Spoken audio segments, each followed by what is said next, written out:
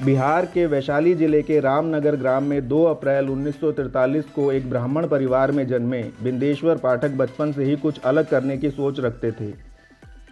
वे छोटी उम्र से ही बेहद संवेदनशील और सामाजिक कमियों के प्रति सजग थे और जातिवादी मानसिकता में बदलाव के प्रखर पक्षधर थे। बिंदेश्वर पाठक के मुताबिक वह एक ऐसे घर में पले बड़े थे जहां रहने के लिए 9 कमरे थे लेकिन शौचालय नहीं था।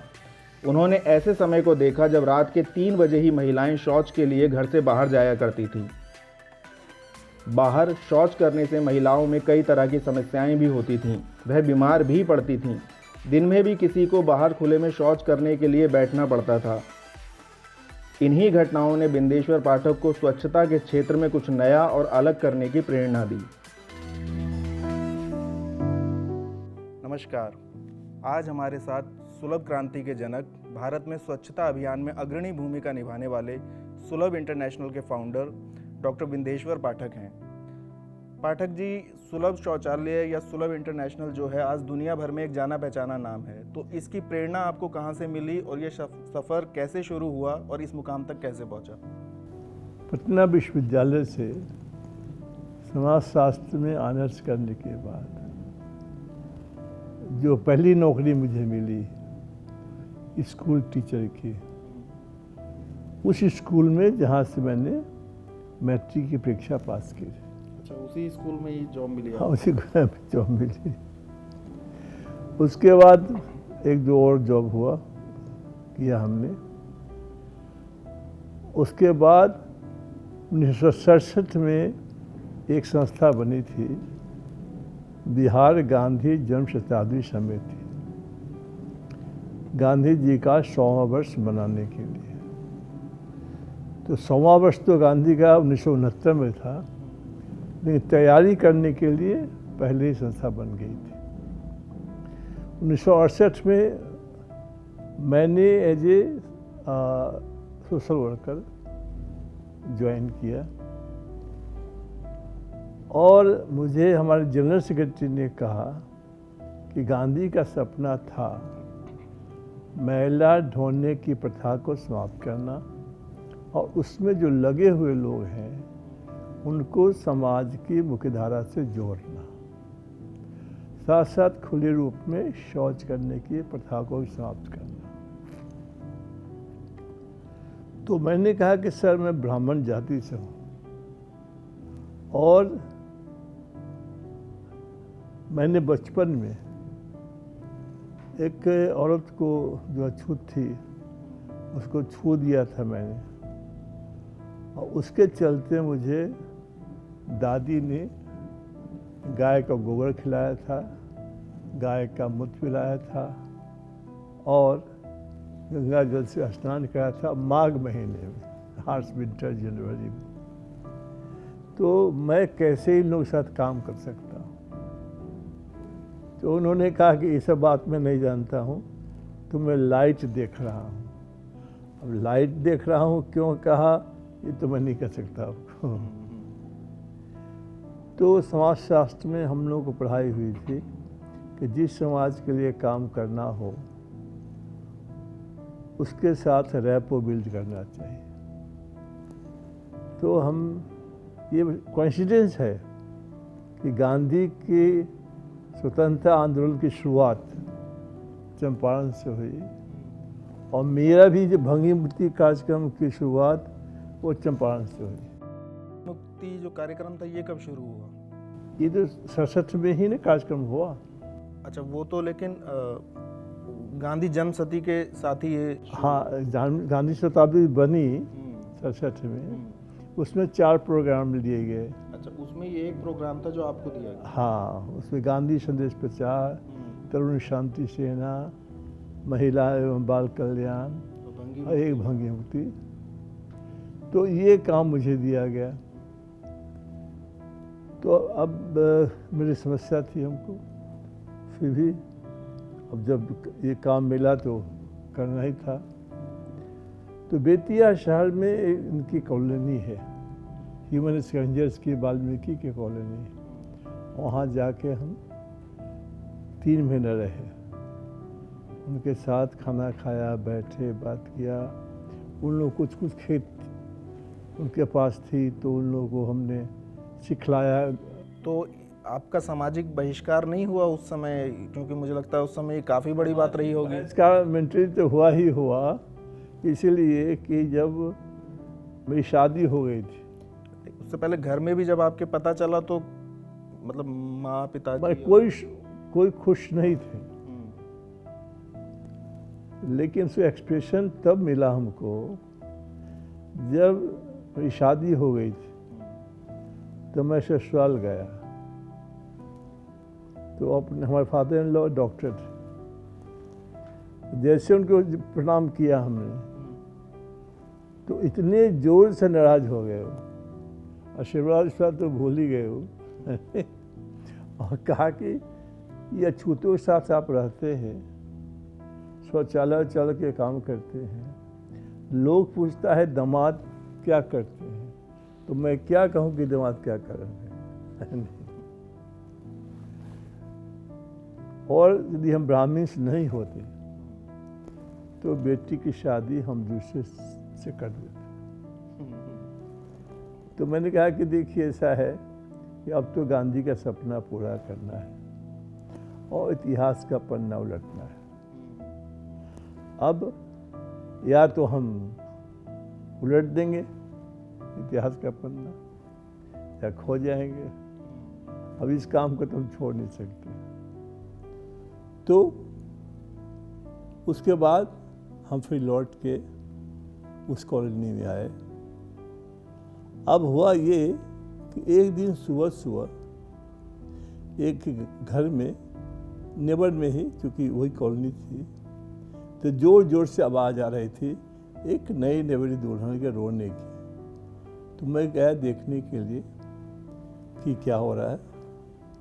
तो देखा कि उसके जो इन लॉज थे वो माथे पर उसको टोकरी रख रहे थे कि बेतिया शहर में जाकर शौच साफ करने के लिए। मैं गया, उसके मदर इन लॉ को मना किया, तो कि नहीं जाना चाहती है तो छोड़ दीजिए। तो उसने एक प्रश्न किया हमसे, मदर इन लॉ ने कि एक सवाल का जवाब दे देंगे तो मैं इसको छोड़ दूँगी। पूछिए। हाँ, तो कहा कि यदि ये कल से सब्जी बेचेगी तो इसके हाथ से कौन खरीदेगा, ये बता दीजिए। ये कुछ भी काम करेगी तो कौन? ये विडंबना है ना।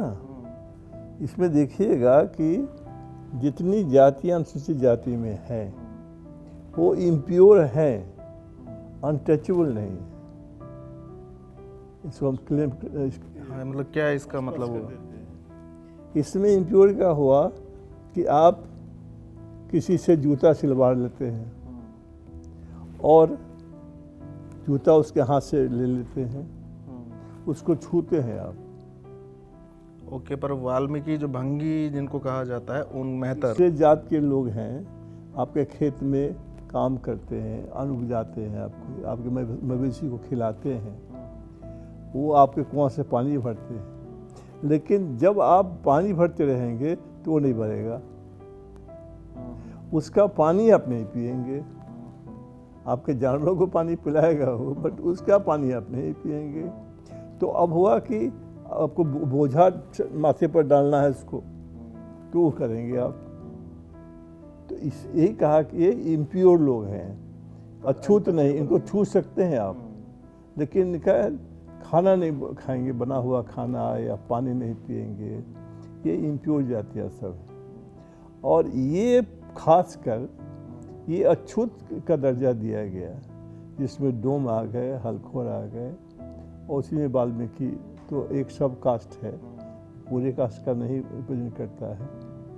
तो अब उसमें क्या हुआ कि वो कहीं दूसरा काम करे ही नहीं, उसको दूसरा काम मिले ही नहीं। समाज ने ऐसी व्यवस्था कर दी, इसीलिए वो छूत कहला है। तो आप कुत्ता को छू सकते हैं, आदमी को नहीं। तो आपने क्या जवाब दिया फिर? हम जवाब दे ही नहीं पाए। हम तो चुप रह गए। और यही विडंबना है कि एक बार अछूत के घर में आपका जन्म हो गया तो आप अछूत ही होके मरेंगे। उससे एक अपराध करते हैं यदि आप, और अपराध के हिसाब से आपको दंड मिलेगा, आप जेल से छूट भी सकते हैं। लेकिन समाज ने जो जेल बनाया, ऐसा जेल बनाया कि इससे बाहर निकलने की कोई गुंजाइश नहीं थी। एक बार जन्म आपका हो गया तो मरेंगे भी आप इसी में भी। तो फिर उसके बाद क्या हुआ? उसके बाद क्या हुआ कि कुछ दिन के बाद हम लोग चाय पीने जा रहे थे। एक लड़का लाल कपड़ा पहने हुए था, तो उसको बुल ने अटैक कर दिया। अच्छा। अटैक कर दिया तो उसके बाद लोग दौड़े बचाने के लिए। उसी में किसी ने कह दिया कि ये लड़का तो वाल्मीकि कॉलोनी का है। सबने छोड़ दिया। तो धर्म और जाति पर तो आप बच्चा मर गया वो लड़का? उसको हम लोग अस्पताल ले गए, वो मर गया। तो गांधी का सपना तो हम पूरा कर ही रहे थे। वहाँ गांधी कसम खाई हमने कि गांधी का सपना हम पूरा करें। गांधी ने स्वयं लिखा है कि जब तक ये मैला ढोएंगे इनके साथ खाना कोई नहीं खाएगा। और 1934 में गांधी ने बुलाया प्रकाश के लोगों को इनके साथ खाने के लिए। शाम में लोग आए, जब खाने का टाइम हुआ तो मना कर दिया। कहा गांधी इनके साथ हम खाना नहीं खा सकते हैं। तो ये घटनाएं हैं जो आपकी प्रेरणा बनी कि आप सुलभ क्रांति को आप ये अब बढ़ा है सकें। क्योंकि हमें इन सब बातों को समाप्त करना था। तो सबसे महत्वपूर्ण बात थी कि एक तकनीक की आवश्यकता थी, एक टेक्नोलॉजी की। और ज़्यादा से ज़्यादा शौचालय हों। अब इसको करी थोड़ा एक और है कि 1935 में डार्कल मुल्कर आजानंद की किताब उपन्यास छपा, अनटचेबल। उसका प्रीफेस किसने लिखा? E.M. फोस्टर ने। E.M. फोस्टर ने लिखा प्रीफेस में कि इन अछूतों को इस मानवीय काम से निकालने के लिए न कोई त्याग चाहिए, न कोई तपस्या चाहिए, सिर्फ एक फ्लश टॉयलेट चाहिए। बिल्कुल। जब फ्लश टॉयलेट होगा तो इनकी ज़रूरत ही क्या है? अब इसी में है कि गांधी के साथ जो लोग काम करते थे, वो लोग, गांधी की संस्थाएं, अर्ध सरकारी संस्थाएं और सरकारी संस्थाएं, सबने शुरू किया रिसर्च। ठीक है। सबसे इम्पोर्टेंट कमेटी थी मलकानी कमेटी, 1957 में बनी थी। उसका रिपोर्ट आया 1960 में। उसमें उनके वेलफेयर की बात की, लेकिन ये प्रथा समाप्त कैसे हो इसकी कोई चर्चा नहीं की उन लोगों ने। तो मेरा जो कंट्रीब्यूशन ये है कि हमने सुलभ शौचालय की तकनीक का आविष्कार किया और आविष्कार करके फिर हमने मेथोडोलॉजी दी इसकी कि ये काम कैसे होगा। खाली टेक्नोलॉजी के आविष्कार से तो नहीं हो जाएगा। और फिर उसे जन जन तक भी तो पहुंचाना है। तो motivation, education, communication, training, implementation, maintenance and follow up, इतना का डिजाइन किया हमने। और डिजाइन करने के बाद हमने गवर्नमेंट को और म्यूनसिपैलिटीज़ को ये एश्योर किया कि 5 वर्ष तक हम गारंटी लेंगे और कुछ भी खराबी होगी तो ठीक हम करेंगे। अच्छा, तो उस समय जब आपने ये काम शुरू करा और आप पिट बनाया और लोगों को अप्रोच करने लगे, तो उसके लिए फंड भी चाहिए होगा। आर्थिक के बिना तो कुछ भी नहीं हो सकता। फिर आपको घर भी, परिवार भी रहा होगा, उसको भी चलाना है, तो वो कैसे मैनेज हुआ? ऐसा है कि जो आर्थिक पक्ष है ये तो बड़ा ही दर्द भरा है, लेकिन फिर भी हम तो स्टेशन पर सोए, मीलों पैदल चले, स्कॉचिंग हीट में चले, है नहीं। लोग तो कहते हैं ना कि जो बत्ती जला के हमने अपना काम किया। और तो ये सब के बावजूद अब उसमें क्या हुआ कि जब हमने ये इंश्योर कर दिया कि भाई 5 साल गारंटी हम देंगे, तो मुझे हम एक बार आरा गए 73 में। तो वहाँ के ऑफिसर थे म्यूनसिपैलिटी के आर.के. मिश्रा। तो हमको लगा कि इनसे तो पहले हम मिले हुए हैं छपरा में, तो वहाँ के अफसर थे ये, तो जाके मिलते हैं। तो गए तो बैठाया हमको उन्होंने, कहा कि आपका सुलभ शौचालय क्या हुआ? हम कहे सर सरकार ने मान्यता ही नहीं दी है, तो हम क्या कर सकते हैं? सरकार की मान्यता हमको नहीं चाहिए। आपने कहा? नहीं, उन्होंने कहा कि हम ऑटोनमस बॉडी हैं और हमारे पास 1 लाख रुपया है, तो आप 2 शौचालय as a demonstration Arrah municipality के कंपाउंड में बना दीजिए। हमारे चेयरमैन है वो फ्रीडम फाइटर है, यहाँ के बहुत बड़े वकील हैं रामविलास सिंह। तो यदि ये कह देंगे तो आपको हम काम आगे करने का दे देंगे। तो ये पहली बिगिनिंग ऑफ द बिगिनिंग है। मतलब टर्निंग पॉइंट भी कह सकते हैं इसको, फर्स्ट टर्निंग पॉइंट। तो वो 1 लाख रुपए आपको मिल गए? नहीं, हमको मिला 500 रुपये दोनों को बनाने के बाद? दोनों को बनाने के लिए। अच्छा। तो हमको म्यूनसिपैलिटी ने रुपया दिया और कहा कि आप बना दीजिए, तो बना दिया हमने। उसके बाद चेयरमैन साहब आए तो कहा किसने किया? तो कहा कि लड़के ने किया। तो कहा कि बेटा हम भी गांधीवादी हैं और आज़ादी मिली, हर आदमी गांधी को भूल गया और हम भी भूल गए, यहाँ के हम वकील हो गए। तो ऐसा करो, ये गांधी का सपना था, इस काम को आगे बढ़ाओ। और आर.के. मिश्रा कह दिया कि इसको जो फंड देना है दीजिए। तो पहले 500 रुपये मिला हमको, बाद में 1000 मिला, फिर 2000 मिला, फिर हर सप्ताह 5000 रुपया हमको मिलने लगा। 5000 तो बहुत बड़ी रकम होगी उस समय, वो भी हर हफ्ते। हाँ, नहीं तो शौचालय बनाने के लिए था। हाँ, वो तो मैं समझ गया, बनाने के लिए ही मिला, लेकिन फिर भी एक मतलब है और क्या, उस financial समय liberty तो मुश्किल था ना। हाँ। वो तो हमको कुछ था ही नहीं। वो तो ऐसा हो रहा था कि बहुत से लोगों से कर्जा ले लिया हमने, दोस्तों से, लोगों से, और रुपया दे नहीं पा रहे थे समटाइम्स। हालांकि हमने किया नहीं, हम था स्ट्रॉन्ग माइंड के हैं, लेकिन कभी कभी आत्महत्या करने की इच्छा होती थी। और इस दिन जिस दिन रुपया मिला हमको 500, इस दिन एक्सट्रीम हम थे माइंड में, और उसी दिन हमको 500 रुपये नेगेटिव माइंड में। हाँ, नेगेटिव माइंड में, और उसी दिन हमको 500 रुपये मिल गया। तो मेरा काम शुरू हो गया। उसके बाद बक्सर म्यूनसिपैलिटी बगल में है, उसके अफसर आए, बोले कि आराम में काम कर रहे हैं तो हमारा भी कर दीजिए। लोग बनवा नहीं रहा था शौचालय, तो एक सुरेश सिंह हैं, अभी है ही हैं, वो भी वकील हैं, उसमें वार्ड काउंसलर थे। तो कहा कोई नहीं बनवाता है पाठक जी, तो हमारे घर में बना दीजिए। अच्छा, घर में? घर का था शौचालय।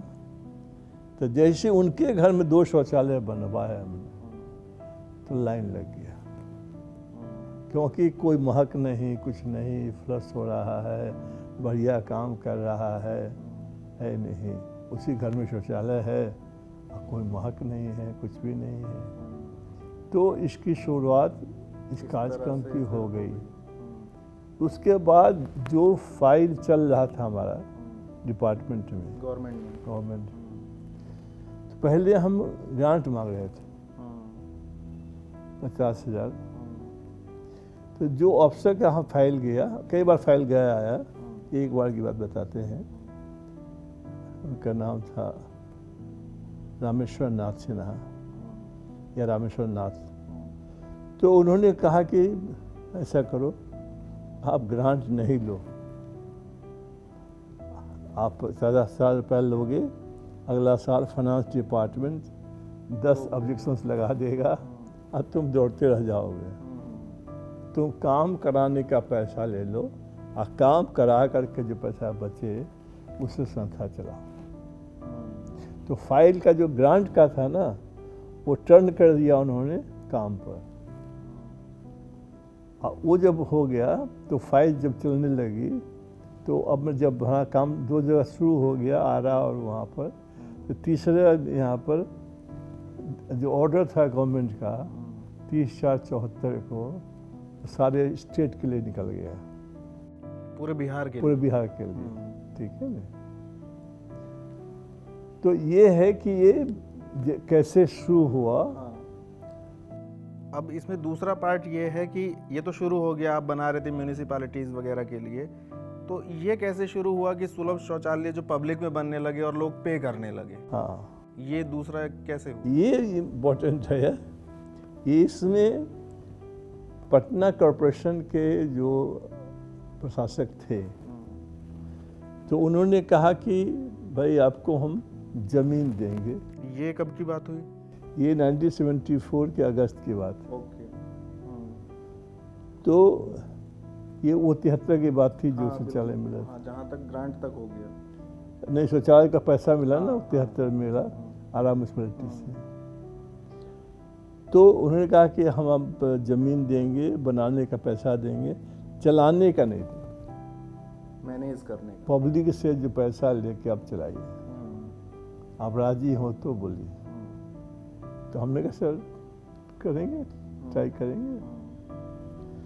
तो यही हुआ कि हमको फॉर द फर्स्ट टाइम एक गांधी मैदान के बगल में एक जगह है दक्षिण में, रिजर्व बैंक के पास, वहाँ पटना में, तो वहाँ पहले जगह मिली हमको, रुपया भी मिला, बनाए। अब था कि 10 पैसा था उस समय, है नहीं। तो पटना में अच्छा, पर यूजर चार्ज। तो उसमें मजाक शुरू हो गया कि भैया अब उसके लिए पैसा ले, मतलब किसके लिए नहीं करता था वो, कि उसके लिए पैसा लगेगा, उसके लिए भी। हाँ, उसके लिए ही पैसा लगेगा। और मजाक चलता था। लेकिन जो घूमते थे लोग ना मैदान में, तो उनको MP, MLA, चीफ मिनिस्टर सब घूमते थे। तो उन लोगों को लगा कि भाई ये क्या है, गंद बंद हो गया, क्या बात है ये। अच्छा, लोग आने भी लगे, मतलब 10 पैसा पे करने लगे लोग। पहले दिन 500 आदमी आए और 10 पैसा दे करके इस्तेमाल किया। और जो गंद बंद हो गया वो तो VIP लोग आके देख, हाँ खुले जाते थे, मतलब खुला था ना मेरा। लेकिन वो लोग मतलब जाते थे, चीफ मिनिस्टर और MP वो सब अपना यहाँ जाते थे। लेकिन जो घूमते थे ना, तो इस पोर्शन में गंद होता था उनको, तो रुमाल रखते थे। अब रुमाल निकलना बंद हो गया, तो उन लोगों को लगा क्या हो गया भाई। तो आके जो है पूछते थे, देखते थे कैसे पैसा लोग देता है या इस्तेमाल करता है। तो PN यूज का सिस्टम यहाँ पर स्टार्ट हुआ 74 में। लेकिन इसमें हमने क्या किया, शौचालय भी लगाया, बाथरूम लगाया नहाने के लिए, यूरिनल लगाया, पेशाब खाना। तो बाथरूम और यूरिनल का भी चार्ज था उस समय? नहीं, उसमें बात अलग कोई चार्ज नहीं था, सिर्फ 10 पैसे में कुछ भी 10 पैसे से कुछ भी करो नहीं। और उसके बाद वॉश मशीन था, हाथ धोने के लिए सोप पाउडर था, और राउंड द क्लॉक ड्यूटी था, 24 घंटे। क्योंकि इसमें है कि शौच वो एम्प्लॉय होगा कोई? नहीं, हमारे साथ काम वॉलंटियर्स है। अच्छा, उस समय। तो जिसको कहा कि हम काम करेंगे, भाई काम करो, वॉलंटियर काम करो, जो होगा सो कुछ दे देंगे, हमको तो ठिकान नहीं कितना पैसा आवेगा नहीं आवेगा। तो ऐसा करके ये पटना में शुरू हो गया। पटना में जब सफल हो गया प्रोग्राम, तो फिर दूसरी जगह, तीसरी जगह। तो पब्लिक टॉयलेट में जो सबसे इम्पोर्टेंट बात है उसका मेंटेनेंस की व्यवस्था ना हो तो ना बनाइए, ताकि गंदगी जाके वहाँ जमा नहीं हो जाए। तो उसमें है कि राउंड द क्लॉक मेंटेनेंस की व्यवस्था हमने की। अच्छा, तो जो ये पब्लिक टॉयलेट बनते हैं वहाँ पे तो बहुत लोग आते हैं, तो उसका पिट भी वहीं होता है?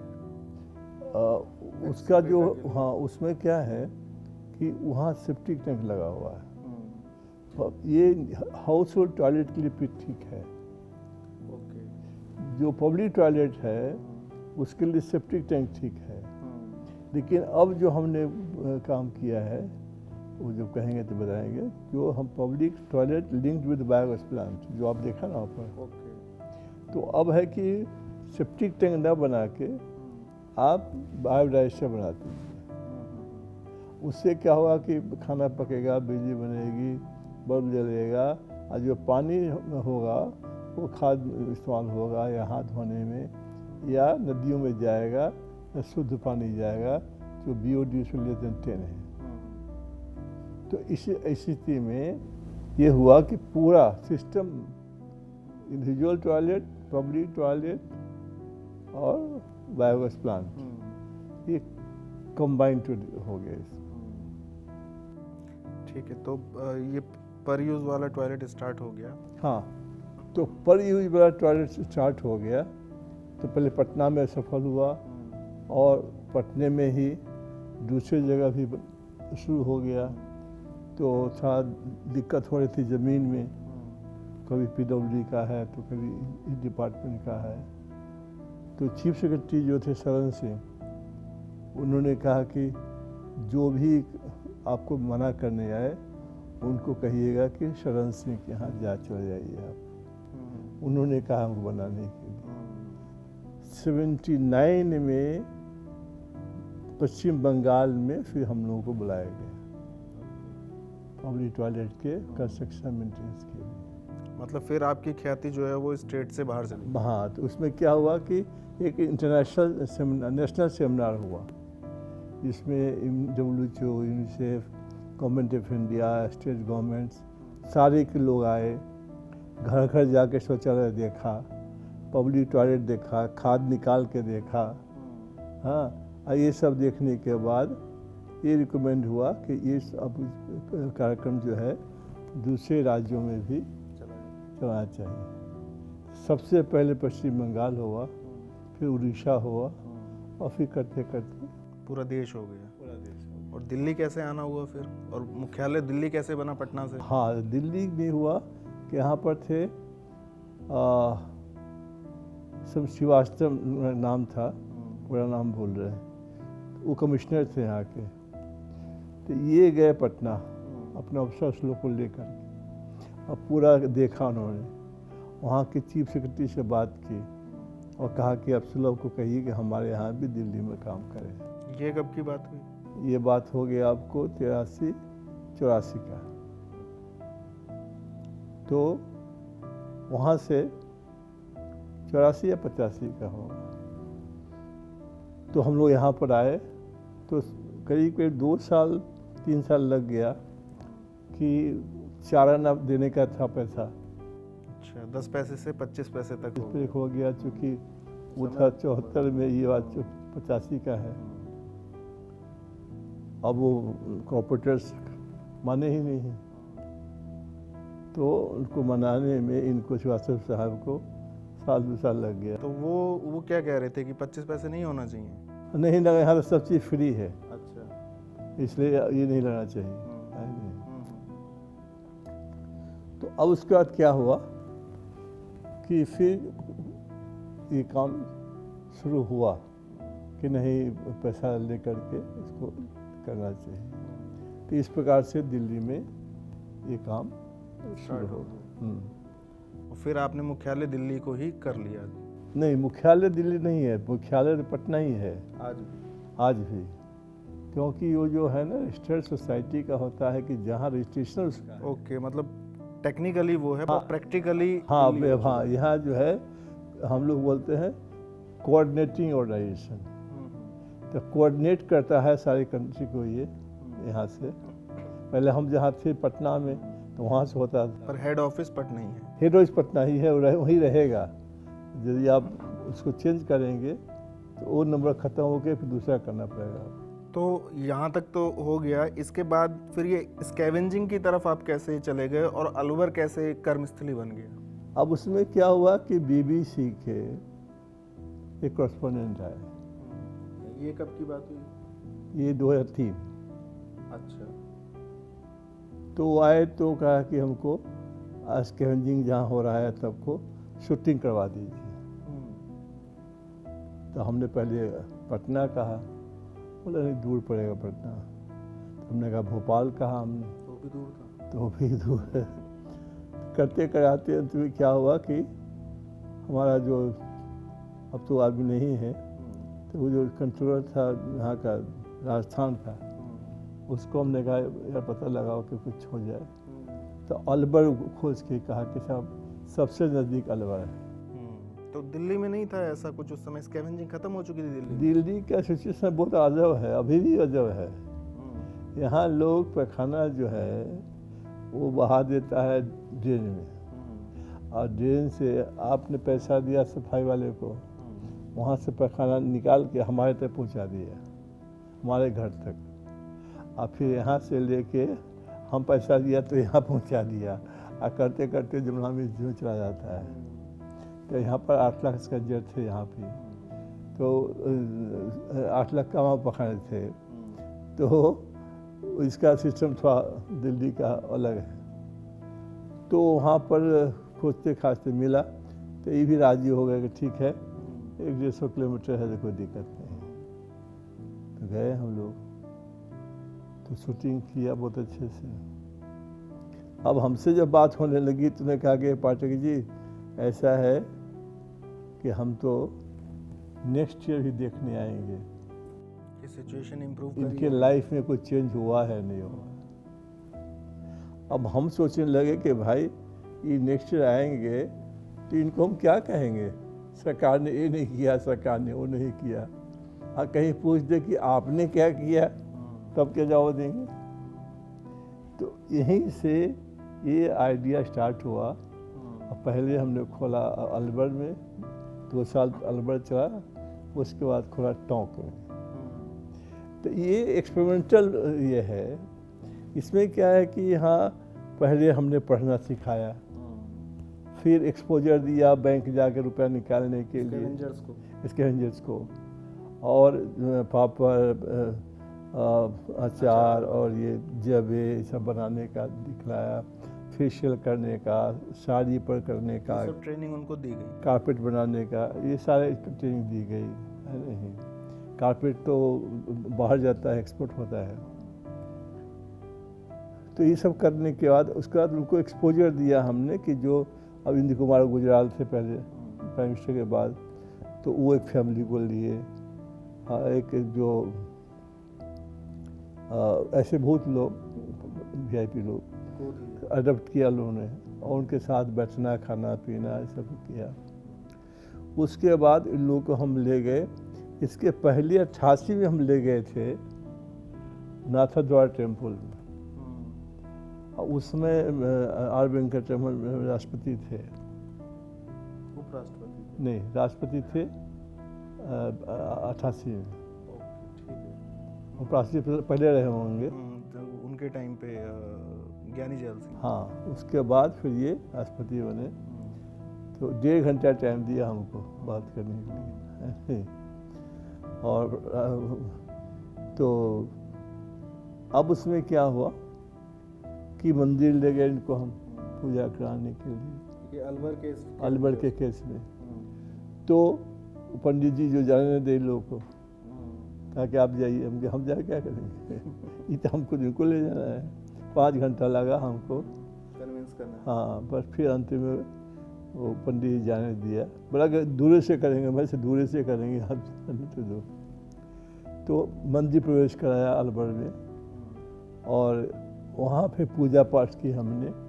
फिर वहाँ क्या किया कि अपर कास्ट के लोगों को, ब्राह्मण्स के लोगों के साथ खाना खिलाना शुरू कर दिया, और फिर उस प्रकार से प्रोग्राम बढ़ा। फिर लोग अमेरिका भी ले गए।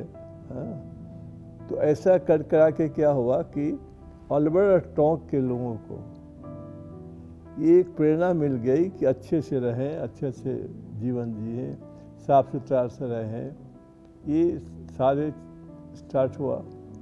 उसके बाद जो प्रोग्राम हुआ कि बीबीसी के ही एक कपुल आए, तो उन्होंने कहा कि आपके यहाँ ये ठीक नहीं है कि ब्राह्मण का बेटा ब्राह्मण हो जाता है और ये जो ये जात पात आपके यहाँ ठीक नहीं है। तो और बात सब करने लगे, जब उनका ख़त्म हो गया तो हमने कहा कि उनका बच्चा एक साथ में आया था, तो वो खेल रहा था। तो हमने पूछा कि इसका रिलीजन क्या है, तो उनकी वाइफ बोली, oh he is a Christian, he is our son. हम कहा, madam how he become Christian, let him grow, attain the age of 18, and only then you can say he will decide which religion he will adopt. तो जो उसका gents था वो ऐसे बैठा हुआ था, वो ऐसे बैठ गया। कहा कि यू आर राइट, जैसे आपका धर्म में है ऑटोमेटिक हो जाता है, वैसे हमारा जात हो जाता है हमारे यहाँ। तो यही तो हमारे यहाँ विभेद था अम्बेडकर और गांधी में। गांधी ने कहा वर्ण व्यवस्था ठीक है, छुआछूत ठीक नहीं है। अम्बेडकर के नहीं, जाति को जाना ही खत्म करो। अब वो तो आज शायद नहीं है, जब घूम के आ रहा है जाति प्रथा, उसको देखिए बाद में। अच्छा, तो कुल मिला के कितने स्कैवेंजर्स को आप मेन स्ट्रीम में ला पाए इस तरह? उसमें टोटल सब मिला के 500 लोग होंगे अलवर और टोंक में। अलवर टोंक में। और आज तक कितने हुए होंगे पूरे देश? ऐसे देश में तो पहले 3.5 मिलियन लोग थे अकॉर्डिंग टू 1961 सेंसस। अच्छा, स्कैवेंजर्स। उसमें से 800,000 लोग, तो 8 लाख लोग एक्सक्लूसिवली पैखाना साफ करते थे, जिसमें 80% महिलाएं थी, और बाकी लोग नाली साफ करने का, रोड साफ करने का, ये सब काम करते थे। तो पॉपुलेशन जो है स्कैवेंजर्स का 35 लाख था। ठीक है। तो जो हम सुलभ शौचालय का आविष्कार किया, इससे दोनों प्रथा की समाप्ति हुई, खुले रूप में शौच करने की भी और मैला ढोने की भी। ये टेक्नोलॉजी है ना, it has made the difference. तो आज इस मुकाम पे आप अपने सफ़र को कैसे देखते हैं कि आपने अभी तक कितना अचीव किया, कितना बाकी रह गया, क्या कमियां रहीं और आगे क्या करने का? नहीं, ऐसा है ना, हमने अचीव किया 100%। पूछे क्यों, कैसे बोल रहे हैं? इसीलिए कि हम गवर्नमेंट नहीं है। तो हम इतना एफर्ट लिया, उतनी सक्सेस आपको मिली। हम टारगेट फिक्स नहीं कर सकते, हमारे बस में नहीं है। हमारे बस में है जितना काम मिला वो काम करना, फिर उसका प्रचार प्रसार करना, उनको मेन स्ट्रीम से लाना। तो ये सब मेरा काम है। कितना हुआ, कितना बाकी रह गया, वो तो गवर्नमेंट कर सकती है। तो अभी आप सिचुएशन क्या देखते हैं, मतलब, और अपना क्या रोल देखते हैं आगे? देखिए, ऐसा है क्या कि अब तो 98% गवर्नमेंट ऑफ इंडिया का कहना है कि ये फ्री हो गया है। ये स्कैवेंजिंग फ्री की बाहर जाके, ये जो बाहर जाने का था ओपन डिफिकेशन का, और वो सेम बोलते हैं स्कैवेंजिंग पर 98%। वो जो गवर्नमेंट का फिगर उनका है कि 54,000 स्कैवेंजर्स अभी भी हैं जिनको रिहबिलिटेट करना है। ठीक। अब उसमें क्या है कि शौचालय हो या अनटचेबल्स, अपने बच्चे के ऐसा जब तक ट्रीटमेंट नहीं करेंगे तब तक वो समाज के मुख्यधारा से नहीं जुड़ पाएंगे।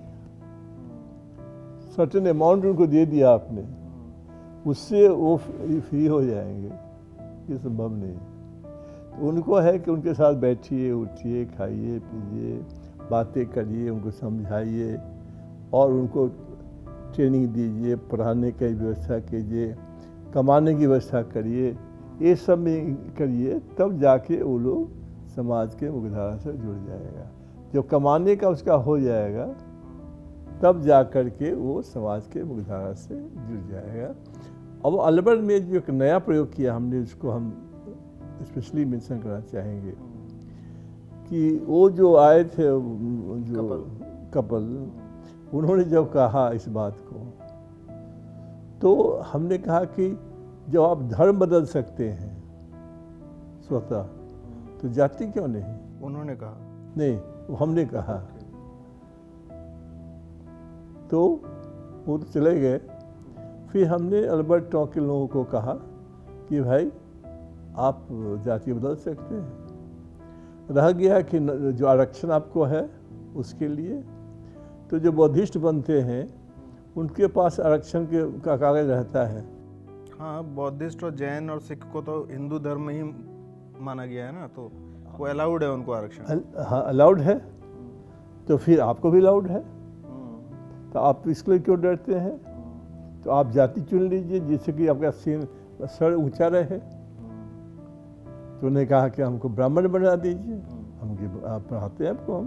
तो पंडित को भेजा, उनसे पूजा पाठ करवाई, मंत्र पढ़वाया। अब वो लोग मंत्र पढ़ते हैं, अब उनको लोग ब्राह्मण कहते हैं।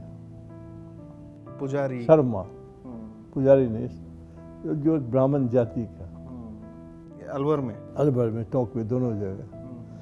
सबसे इम्पोर्टेंट क्या है जो अम्बेडकर ने कहा था कि जब तक लोग मंदिर में एक साथ पूजा नहीं करेंगे, एक साथ तालाब में नहाएंगे नहीं, एक साथ पानी नहीं भरेंगे पीने के लिए, एक साथ खाना नहीं खाएंगे, तब मैं नहीं समझूंगा कि छुआछूत समाप्त हुआ है।